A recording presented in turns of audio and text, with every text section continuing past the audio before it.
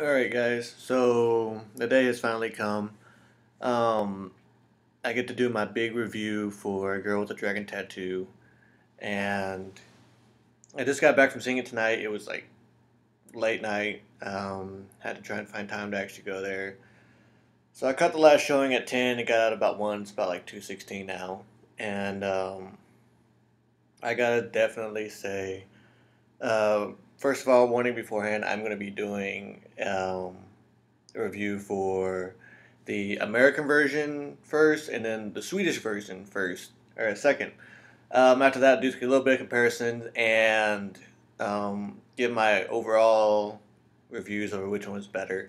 The American version, for it being Americanized, I can see why it was good. I can see why a lot of people like it. Um, there were faults for it with it for me, but I'll get to that in the comparison. And but overall, it was a really good movie. Not one you would definitely go see like on a date night, or you would take the family to. But definitely like a mature audience. Very tame for an R rating, but it was still good that it got an R rating, so they were able to show and do everything that they were supposed to do in the film. Um, the twists were slightly predictable. Um, then again, I saw like all three movies, certain Swedish versions, but it was just like the American version seemed a lot rushed, and I'll get to that later.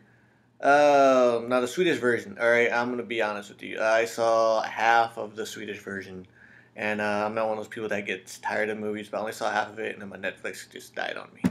So I am not gonna be able to give a full review on the Swedish version. Instead, I got this copy, the extended edition trilogy, and what this does is it takes all three movies and it breaks them down into 90-minute episodes. So it's 2 episodes per movie. Girl with the Dragon Tattoo and this one was broken down to 2 episodes, 90 minutes apiece, a little bit over 90 minutes. But that puts the movie at 3 hours long, and the American version was about 2.5 hours long.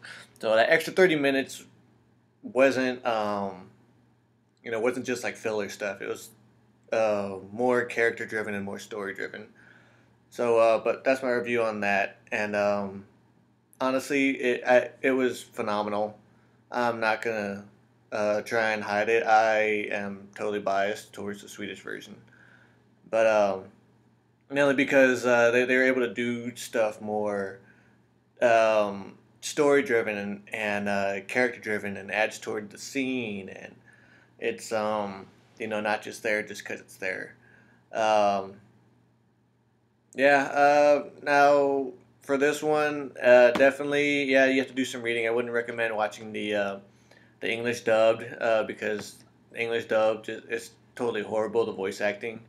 But yeah, I would definitely say read the subtitles. It's distracting. I understand for a lot of people for whatever reason, but definitely it's worth it just to see a great movie. Like comparisons for the two movies. Like I was saying before, the American one was rushed. If you watched the original Swedish version or the extended version, it was, how can I put this? All right, it was when you see the Swedish version, it's just like looking at a picture in a frame, and it's just there. It's all there. Nothing is, extra. It's just the bigger picture, and you can see all the finer details of it, and just admire it for everything that it is, and the small details, and then the bigger picture. The Americanized version was more like taking that same drawing, taking it out of the frame, and slamming it against the wall. Um, it's the same picture, the same concept.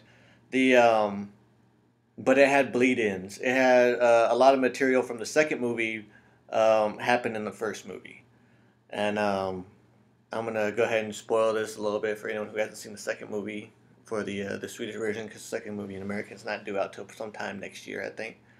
But the she confronts her guardian that raped her in the second film, and just threatens him again. Also, um,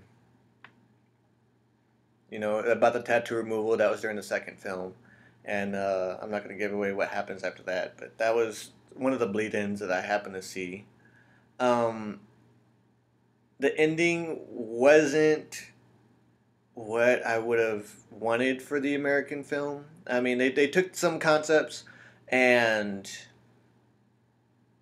they expanded on certain aspects of it, and in the Swedish version they kept it subtle, which is what I liked. The the ending to the American version, the ending to the Swedish version, I'm gonna go ahead and say this right now. It was more a little bit like a Ocean's 11 type of ending. It was it was just something that let you feel satisfied and let you know that there's going to be something later. Um, in the American version, it just cut off right when Elizabeth sees Mikhail and his editor walking together. She throws his gift away, and it just ended right there. I mean, it wasn't a solid ending to trail off into the next film. With the Swedish versions, there were enough tie-ins, enough to let you know that yes, there's more to this story. There's more to these characters, and it the ending of the movie didn't leave you wanting more, but just those subtle details of yes, there's more to Elizabeth, there's more to Mikhail, there's more to, um, her job as a hacker. There's more to, why she's this way, and we've hinted towards that, and we know you want to see more, but it's that lets you definitely keeps you driven into those movies for the Swedish version. I would definitely recommend watching the Swedish versions. Of course, I'm gonna be all biased. When I saw this, and I've watched the first two movies, I haven't seen the third yet, but the extended version, I knew I'm completely biased. It's nothing's gonna top this edition. I got this for $50 at Sam Goody or FYE, whatever you want to call it. Definitely worth the money. All right. I mean, you find the Swedish versions anywhere, they're going to be about $20 a piece anyway, and they're only about 2.5 hours long. The first one's 2.5 hours long. It's the longest one of the whole trilogy. Um. So yeah. What else is there? That's pretty much about all I can say for now. I'm definitely uh the American version could have been a lot better. He didn't have a daughter. I'll throw it out there. Mikhail didn't have a daughter. Daniel Craig, good choice for an actor. Considering it's like a Bond-esque role, the opening scene had like a James Bond feel to it. But he didn't have like the certain weakness that the Swedish actor Michael Nyqvist, who played Mikael Blomkvist in the Swedish version, he had a certain he brought a certain weakness with his character that he was able to portray, and it goes well with the character, the concept of the character. That he's just a journalist. He has no kind of experience as far as diving in too deep and putting his life in danger. He dives in too deep anyway with the Vernestrom article, but that this was way over his head. And Daniel Craig, of course, we all know him as James Bond. He wasn't able to keep a certain subtlety about it, and he was still able to kind of keep a strong guard up, and that just didn't bode well. Also, Rooney as Lisbeth over Nomi. I think Nomi had a better presence about her for the character of Lisbeth. Rooney, she had she didn't really bring much to the character, which is, I guess, why they had to compensate for a lot of stuff in the film.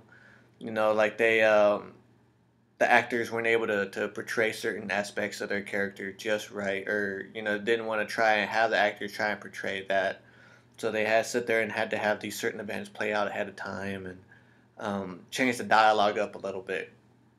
But Nomi definitely had a presence about her, and she was very subtle with the character in the first two films, and then she definitely brings it out hard in the third film. But when you first see Elizabeth in the American version, she has a spiked mohawk, and it's just like, okay, yes, this is her. But when you see her in the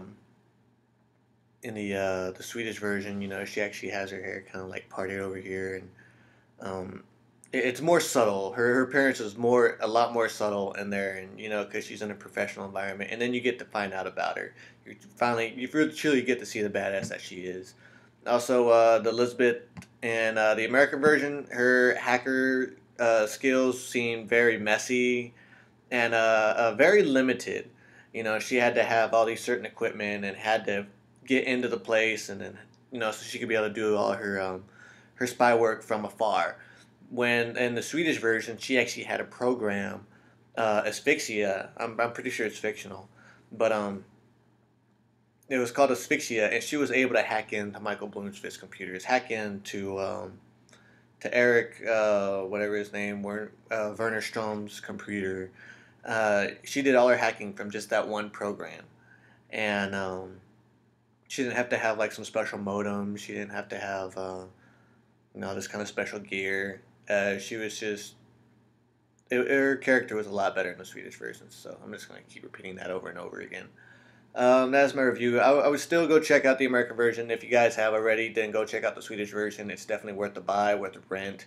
Um, I can't wait for the second film to come out. I want to try and see what the connection is to it.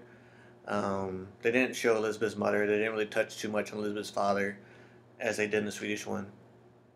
So I'm kind of curious to see how they're gonna pick up the second film. Picking up the second film, the Swedish one was actually really easy because it was pretty much picked up a little bit right after the fact of the ending of the first one, and just like how the third film picks up pretty much not even a month after the second film, but the third one is where the main climax for the whole trilogy happens.